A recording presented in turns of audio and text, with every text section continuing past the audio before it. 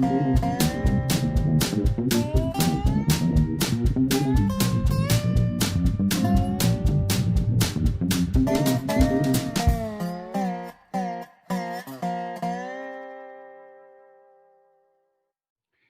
is Dave Monk, your Prairie Monk, WAFT Champaign 90.1 on your FM dial.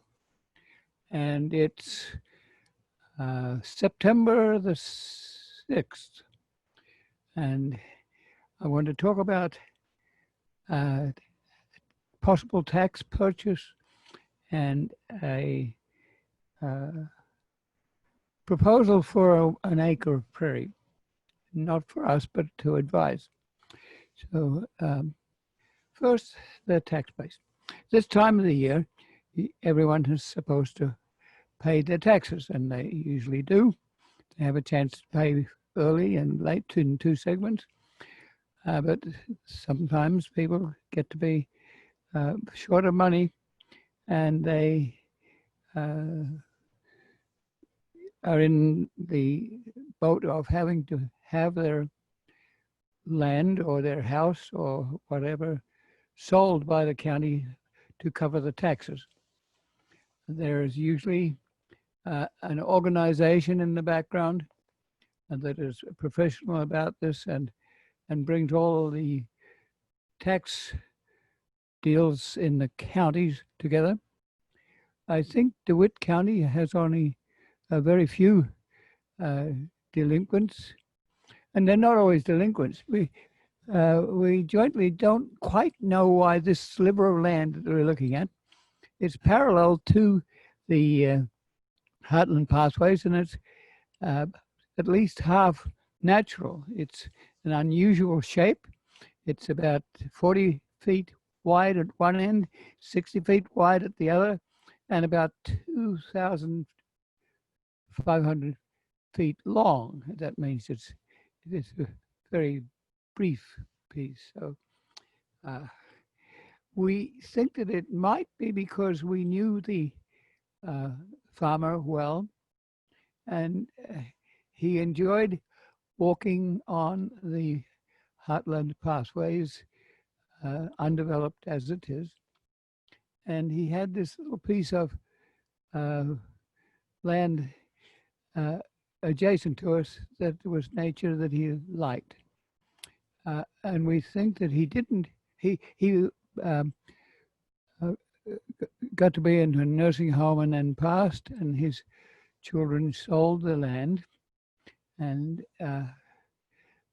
this little piece was left. And I think it was perhaps left in order that we might be able to bid. There's probably only two people likely to bid on it.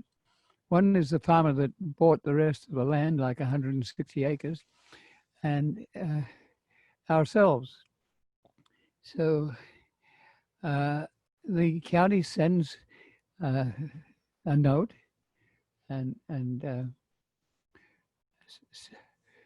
suggests that you might be interested, gives you a number for the item and a number for the parcel of the land. And it also gives you a map on the internet, which is very good because you, out of the blue, you don't know exactly where this piece of land is, even if you do know it. So just to get a map in the first place is good. It's usually a satellite map, which is also good because it shows you the details of the trees and the trail that is on it. So starting with that, you have to figure there's an interesting possible purchase. The map shows you the adjacent properties roundabout. So you're taking a good general look. Are the neighbors keeping your property line? Yes, and that's very friendly. And is there anything else that might be? How do you join to the south as well as to the north? how does this plot drain? Because sometimes if you have poor drainage, the drainage commissioners can decide to repair the drainage, and that can cost quite a lot. So the drainage would seem to go south. You have to know that this was a very flat country. There's not even moraines nearby. This is all flat land, outwash plain, and it doesn't drain very well. Places like Weldon were in that flat area. Usually the towns looked for a little hill somewhere, and they were a few inches higher than the swampland. Well, the drain to this plot goes to Sunnyland Road. All the county roads have now got names so that ambulances and fire people can find their way around. And it's a little simpler than having the just a number for the section road. GIS is very helpful. So you still have a number, but it's Sunnyland Road. And, so the drainage goes out onto Sunnyland Road, or more or less morphs around, and goes southwest to the Goose Lake Drainage District. Goose Lake Drainage District is a big deal, and it tries to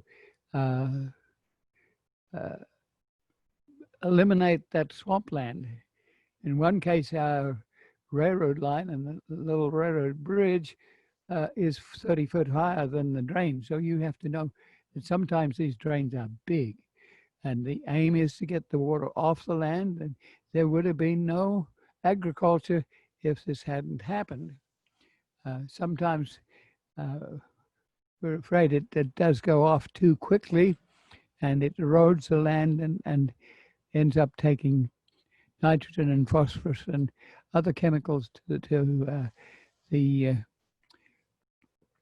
Mississippi and the Gulf to cause a dead zone. So we watch it, and this little drainage ditch becomes a grassed waterway through one farmland, but then it reaches a drainage pond. And I couldn't quite follow that. But then I realized that the next door neighbor had plowed over his grass waterway intended for drainage. And so this impoundment was for that reason. Then the next door neighbor, about one, had it back again. So I could check out the drainage basin. I need to check out the location. It's just 1/2 mile south of Route 10. The railroad line probably came first, and then the road came next. And unusually, it was 1/2 mile away from the railroad line. Often the road that comes after the railroad is usually right adjacent to the railroad. Well, Route 10 and Sunnyland Road intersect, and right at that location there's a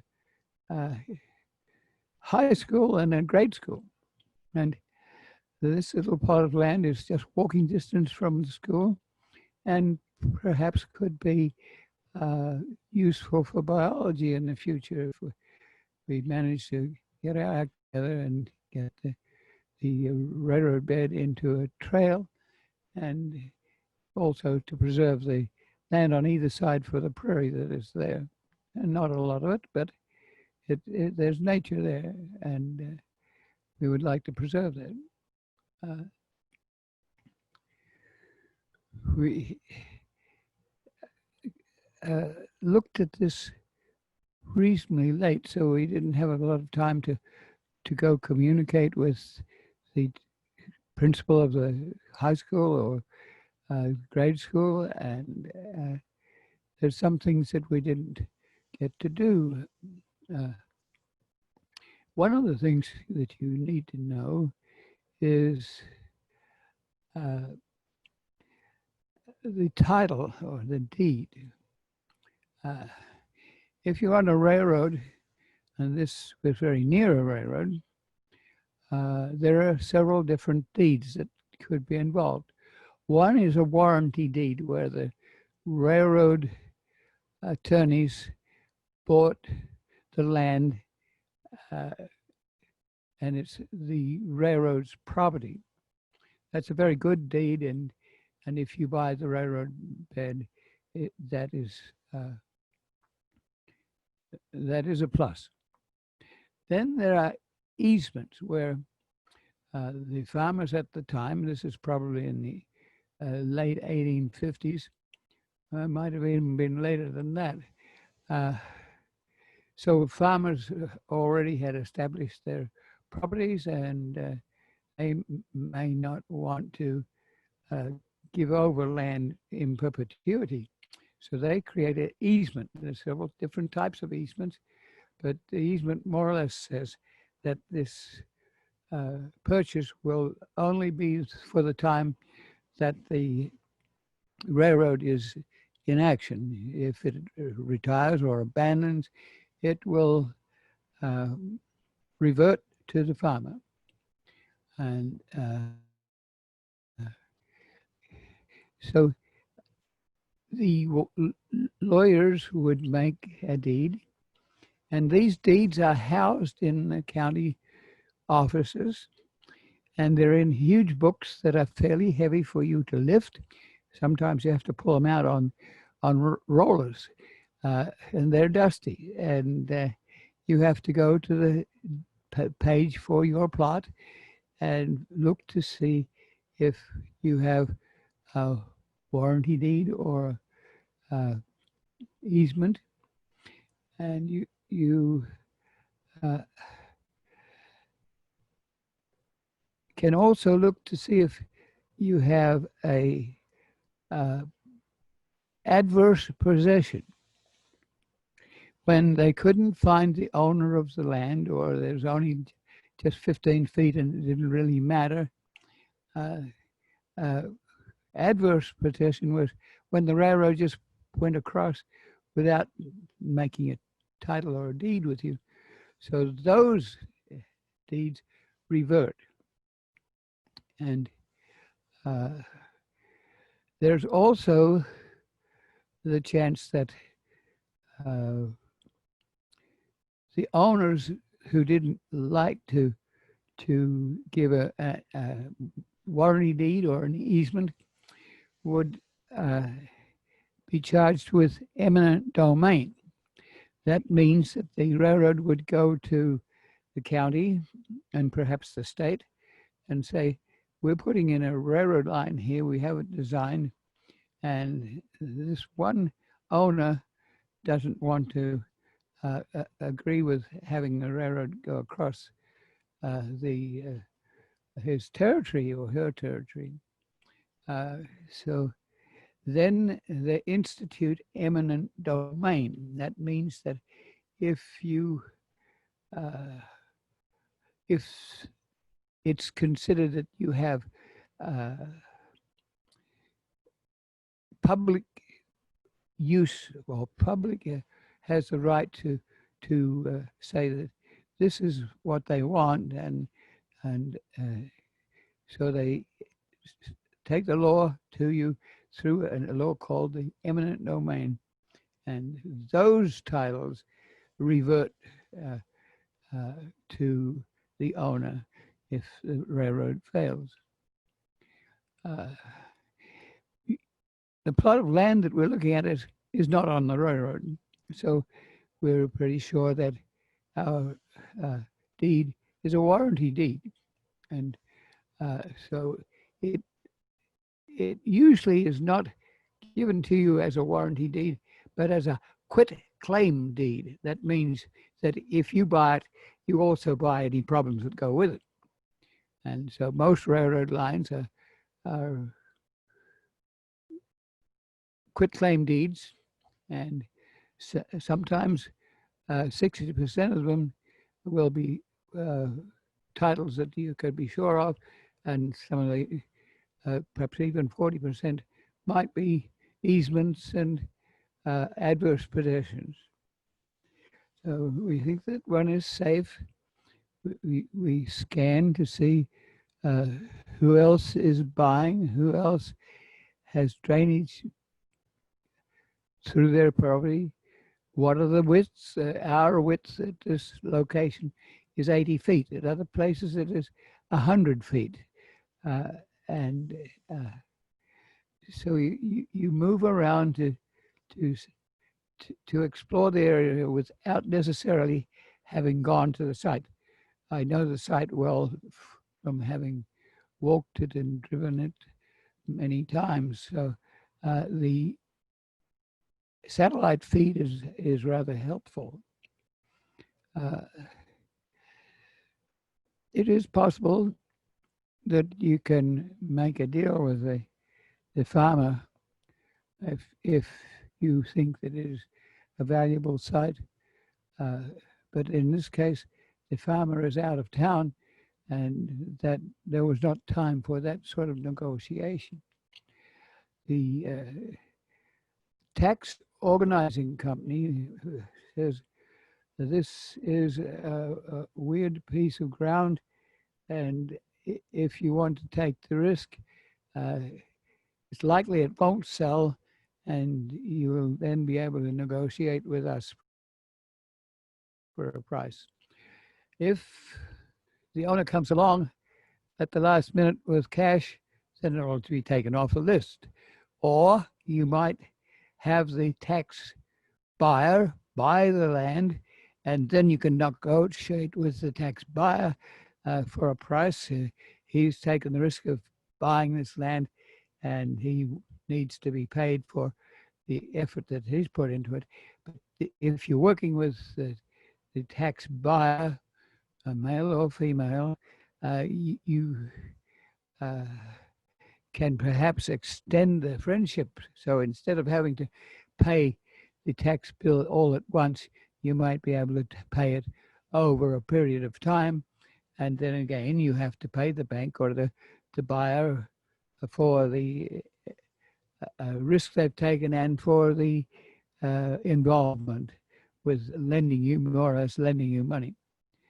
So often these tax sales are held with people in the room, but I assume that because of the virus problem, these bids are being done by remote, and they're sealed bids. That means you don't have the capacity for people to bid a price and then for some other buyer to bid higher and then work the way up in a typical auction. So you don't have that advantage with the sealed bids. It's either you have a higher bid or you have a lower bid. We don't know what we will do. We've made what we think is a reasonable bid, and it will. We have to deposit that sealed bid. It goes to the county treasurer. The county treasurer sends it to the tax organizers, and they open the bid when it gets there by mail. We could not put our bid in by mail because it takes longer than you think to get from Champaign to Clinton, which is the county seat. But I thought that was interesting, and I thought you'd like to know about it. We have to know that that's 33. We have 33 mile in the Monticello area railroad, and for various interests. We're on the end of Railroad Museum, Monticello Railroad Museum. So we have 3 plots. So one is 6 miles adjacent to Allerton Park. One is 4 miles between Whiteheath and Seymour, and one is 23 miles between Whiteheath and Clinton. These were small lines mostly small lines for grain. There was a main line between Champaign and Decatur, and it also closed out. So, first of all, the interurbans closed out in the 50s, and there is an interurban in this situation. And the interurban came in with electricity in about the 1905s and closed out when roads were used and vehicles were used starting after World War II, and in the 50s, most of the interurbans closed out. The main line kept going, and mainly for freight. People were into cars and buses, and but there was still grain to be picked up. Every 5 miles, you have a grain elevator, whether it's north, south, east, or west. That's about as far as a horse could drag grain, and the sidings are short. So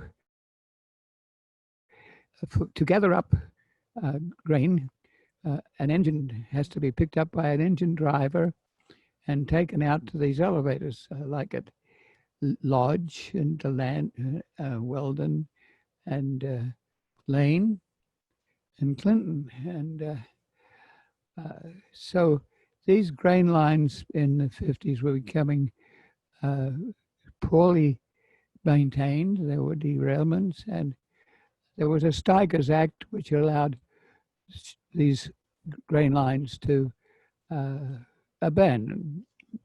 Mostly it was if you had an abandonment that gave you a good indication that your line was not in good shape and you had permission to abandon it. And when that happens, rail trail people have the opportunity to buy the bed without the rail. Other railroads are allowed to buy the bed with the rail. In one case between Seymour and Bonneville, we were trying to buy the rail intact so that we can eventually get historic trains in to Champaign from the historic railroad museum. It's going to take a while. These things don't happen quickly, especially if you want to re-rail 4 miles between Whiteheath and Seymour. You have to gather up sufficient railroad ties, and you have to have the steel track.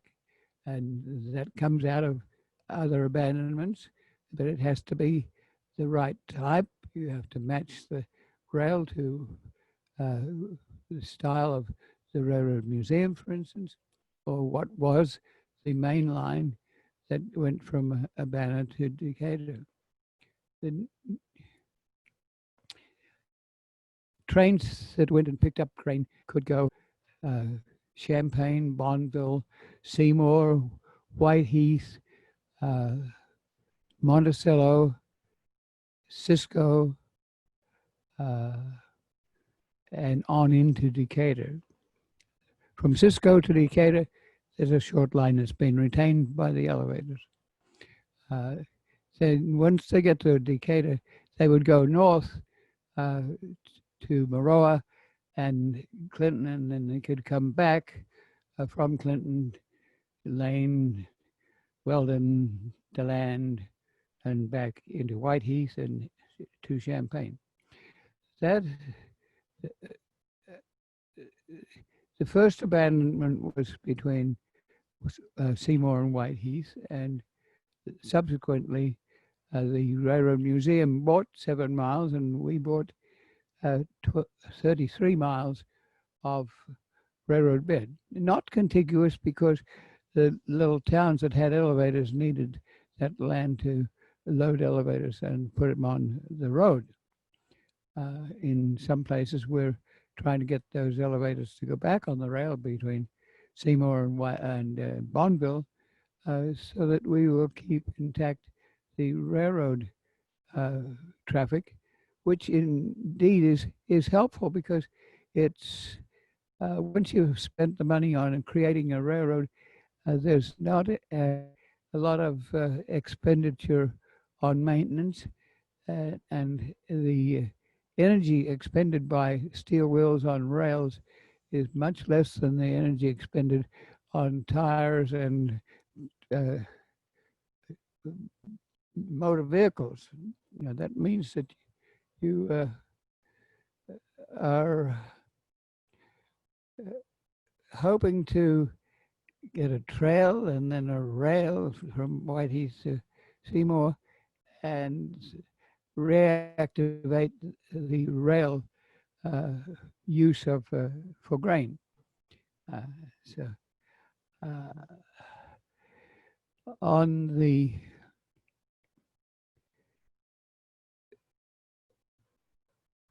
on the Clinton side, we are looking at a trail. We've been moving logically rather slowly because uh, in many cases the adjacent owners are not excited by the idea of a trail until it gets to be built. And once it gets to be built, they're very much in favor of it because it's a community asset. Property values go up. The uh, local communities have restaurants and bike shops and features and uh, toilets and parks and this is connectivity. So part of our doing this is to let it be known that we're actually uh, thinking of doing things, and we have good examples in the Kickapoo Trail, which has uh, and uh, some trail work in the Monticello area.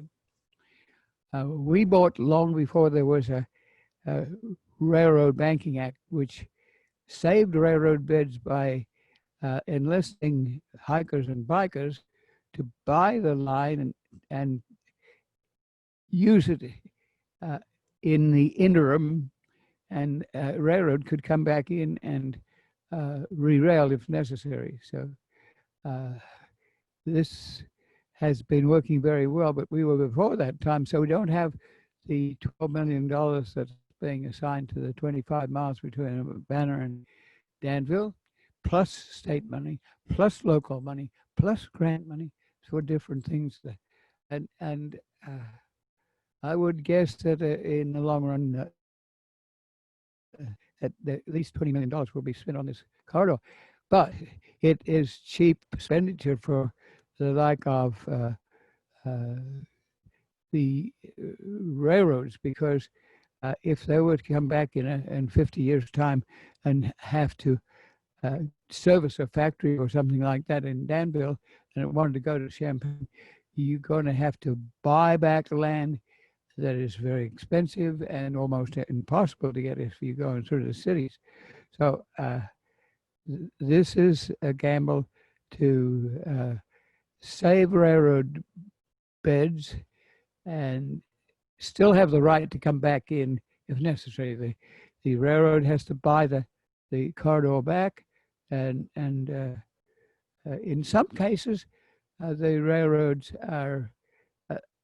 will share with hike and bike people because the railroad use is so minor that you can schedule use or have lights, or it's not a good easy way to work because engine drivers are paranoid about running over people in cars and things like that, and it happens mainly on high-powered lines where trains are going at 80 miles an hour.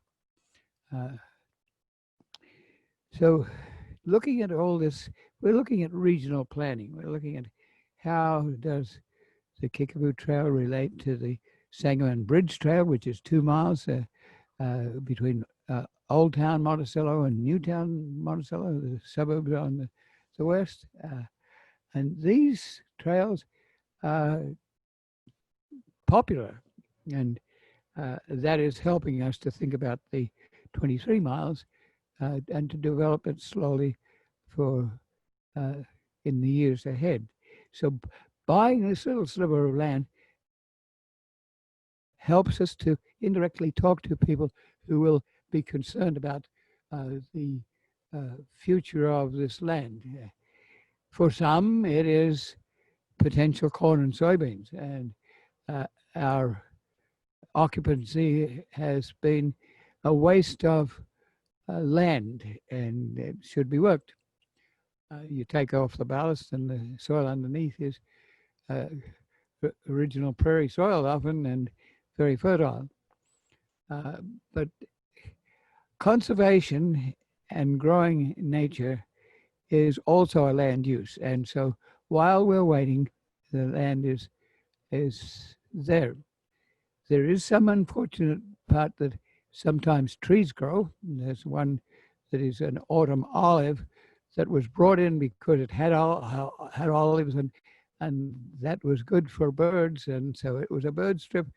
But very shortly, those birds moved miles away from the railroad bed that these trees upon, and pooped here and there, and so now the autumn olive is a regional tree weed.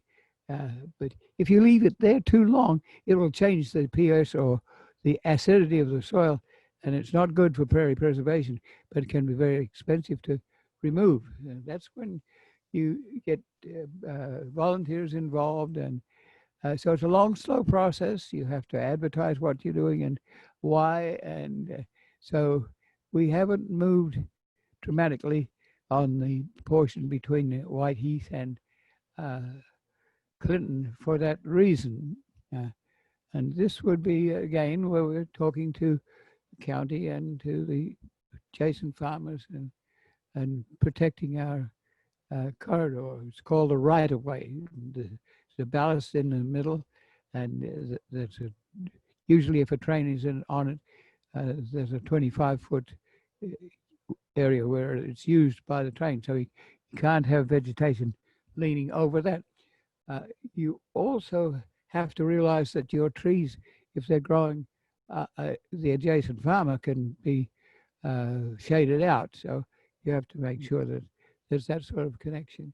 So this is part of a place where you talk, and every meeting I go to that's a conservation meeting says, please talk to each other, because sometimes you have very different ideas about the use of a piece of land. So we also have to have a media that allows us to take the image of the land and its use to you rather than you to the land, because many people don't have the time or the inclination to go to places that are a little out of town and in weird locations. And when you got to deal with scruffy trees and prairie that's been invaded by farm plants and perhaps some prairie weeds that are aggressive, then you have to know what you're looking at, whether it can be a roadside, whether there was an old interurban trail there, whether there was an old road that's been closed and replaced by another highway like Grand Toul. You have a cross section which goes Canadian National, then interurban, then old Route 45, then a triangle of unused land that was a gravel pit, then a leg of a road that was never or built because 57 went in and took the traffic elsewhere. Then the current Route 45, which is a low volume highway because most of the traffic is over on 57. So these things, you have to think about it in a regional planning manner. East Central Illinois has not been big on trails. They have a few through cities where it doesn't impinge on farmland, but there's always the feeling that the land underneath the railroad bed is more important than having a recreational trail or a preservation area. But the prairie that we have left as remnant is very low. It's down to 0.01%, which is not much. That's almost extinct. And we're losing the biodiversity. So uh, Tom Scott, who has had a lot to create the Champaign, Havana, and Western Historic Railroad, which we hope will bring in trains to Champaign. He sent me an article that was in the News Gazette that pointed out how difficult it is to work with prairie preservation. A group of people discovered a plot of land that was worked for a while, but for 90 years it has not been cultivated. And they went through and um, checked out scientifically the number of small mammals and bacteria and plants and creatures, and they discovered that uh, there was very little reconstruction from the land around uh, to recreate the prairie there. That is because prairies have taken years and years to grow and adapt to various different niches. And that was even before there was an ice age. And at least 10,000 years ago, they've had the opportunity to come back into places like our gravel pit prairie or onto abandoned land. So it's almost impossible to take a remnant prairie and compare it with a reconstruction prairie. Uh, the reconstruction is better than nothing, and it gives people an idea of what the heritage is. But so our little plot of land going back to the part DeWitt County line is partially plowed for agriculture. So we have to realize that that would take a long time to come back to prairie if we want to do that, or we can rent it to the local farmer, that portion of it which is farmland, or we can allow the green to grow, but knowing that it won't be growing totally well. It will grow very adventurous prairie plants, and you can have a simulated prairie, just like some of the simulated prairies we have around, reconstructed prairies. So our tiny sliver of land is indirectly related to the success of the Kickapoo Trail, the success of the Sangamon Bridge Trail over one of our truss bridges, and the success of prairie coming back on 4 miles between the western suburbs of Monticello and Cisco. So we also have the support of national rail-to-trail movements that have been very successful and supported by both sides of the aisle politically. So the rail-to-trail movement now has best part of 20,000 miles of railroad trails that belong to different communities, but they interconnect. The rail trail movement is now offering to raise the money to complete some of these little pieces are right across the country. So there will be rail trail across the country. And so all those things help us to be a little confident to put in a bid for this plot of land and hope that we have the highest bid. And then we hope that this will start the movement to get a 23-mile of railroad bed corridor with a little bit of prairie on either side. The farmers have been really very respectful of what we do, considering that they would like to grow it for corn and soybeans.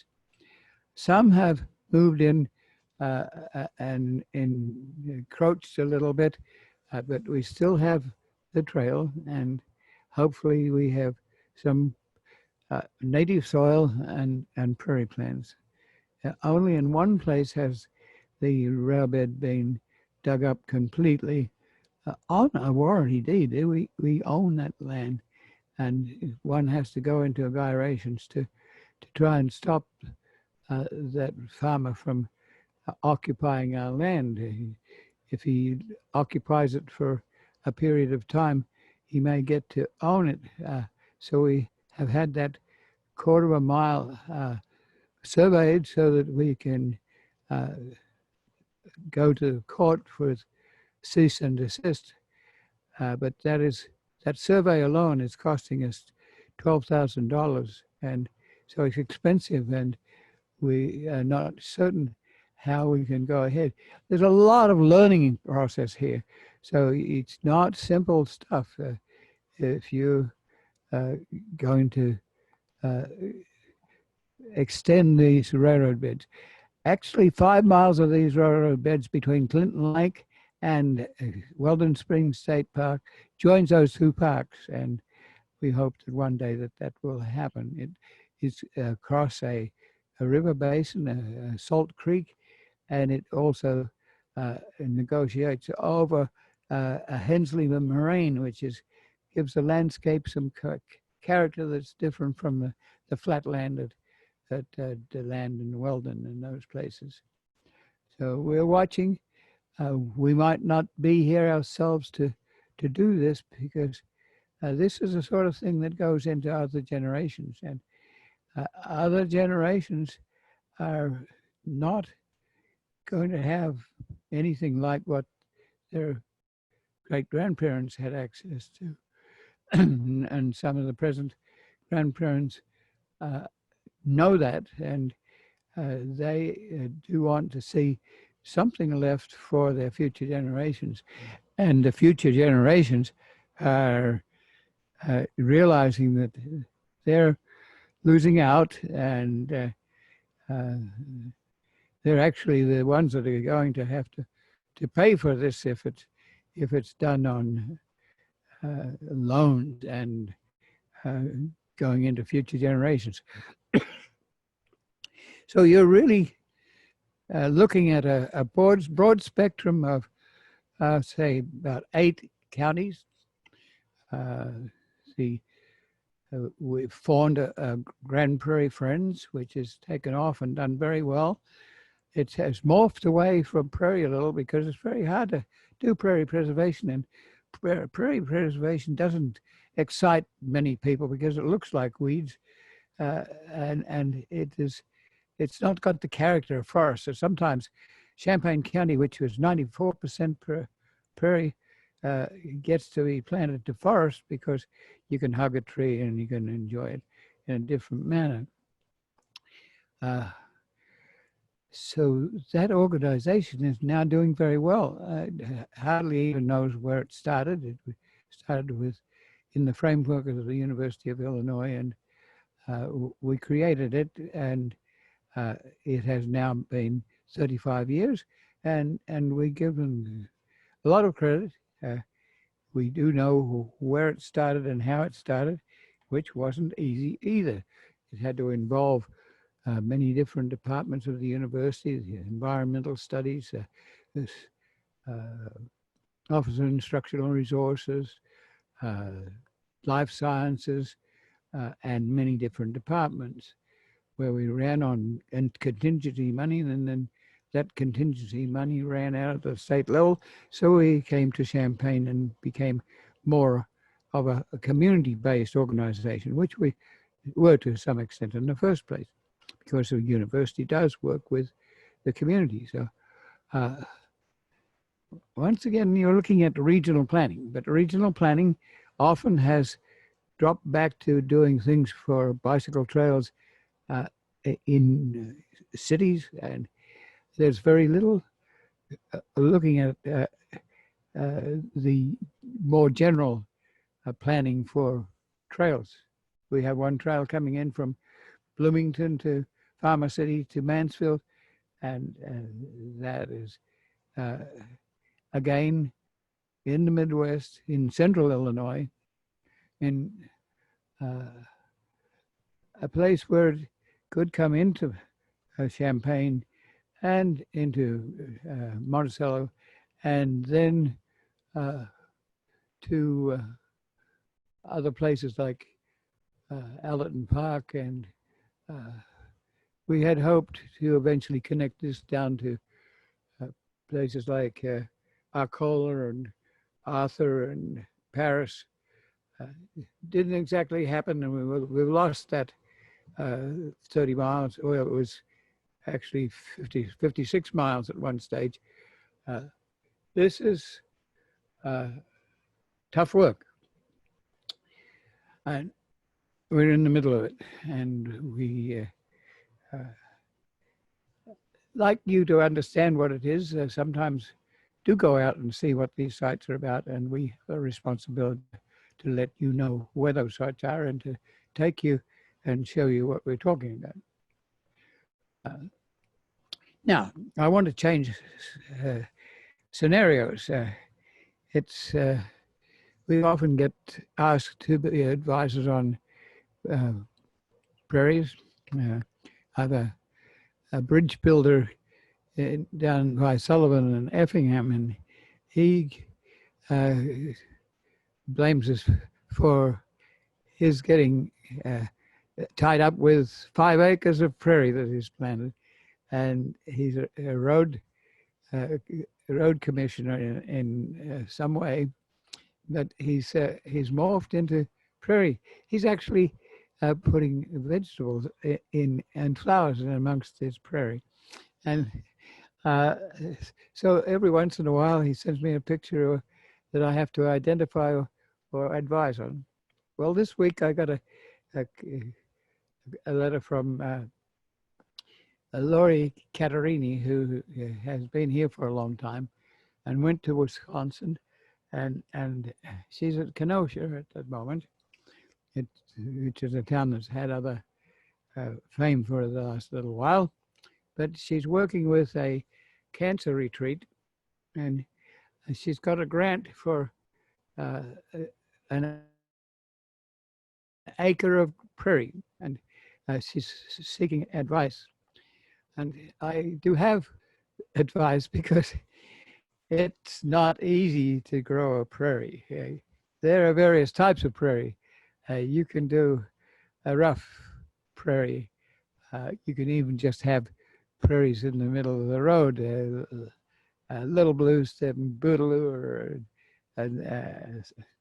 purple coneflower, yellow coneflower, rosinweed. These are all plants that have character and can be in places where it's difficult for other plants to grow, and it gives community some freedom to think about their heritage prairie and their heritage biology. Another way of doing it is to create a park like Meadowbrook Park, where early on it was realized that the grasses grow fairly quickly and easily, and they wave their wooden leg in the wind and look good in the fall. They don't have flowers in the same sense as broadleaf plants. They are wind pollinated, and they can really take over. So some of those early plots of land that were put into prairie have been replaced by broadleaf plants.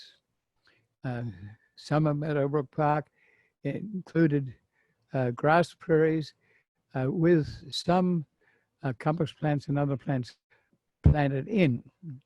If you need to plant in, you often need to water, so you have to have a water cart if you're away from water, or you have to have a long hose to get access to your prairie plot. So then you have a prairie with 12 species or perhaps 25 species. But when you're getting past that, you have to have a greenhouse, and you have to have a place to put the plant in a niche that it likes, whether it be wet or dry. or sandy or clay or whatever. So, and you have to know that there are going to be friendly rabbits and deer that are going to have a sense of nutrition and take your wonderful plant that you've grown in a greenhouse for 3 years and nibble it up. And so I've seen some very disappointed prairie buffs who have lost their prairie transplants. And I'm talking about transplants because most of the prairie plants are perennials. They grow for uh, many, many years. Uh, they are slow growers. First of all, they put down deep roots so that they can survive.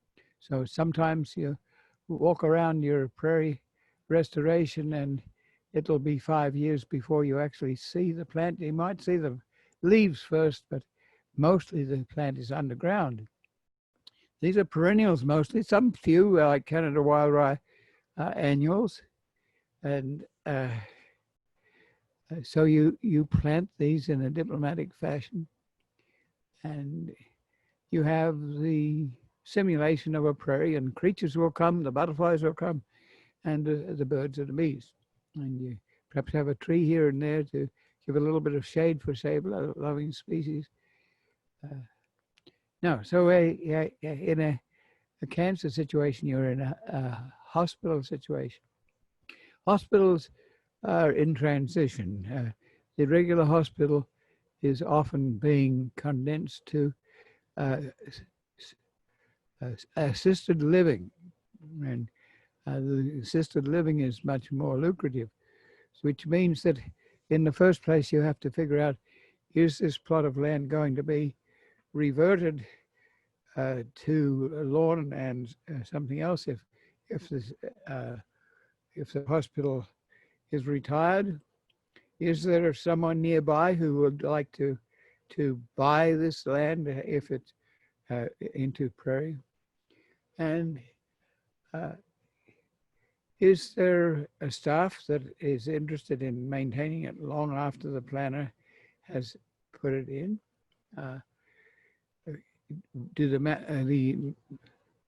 We have a problem with school prairies where in summertime the janitors don't have a total lot of things to do, then they tend to want to mow the prairie. So we lose school prairies in the summertime often. So what do your janitors think? And what do the neighbors think? And so do you want a real prairie or are you looking for a therapeutic prairie? And so we've been talking back and forth with this.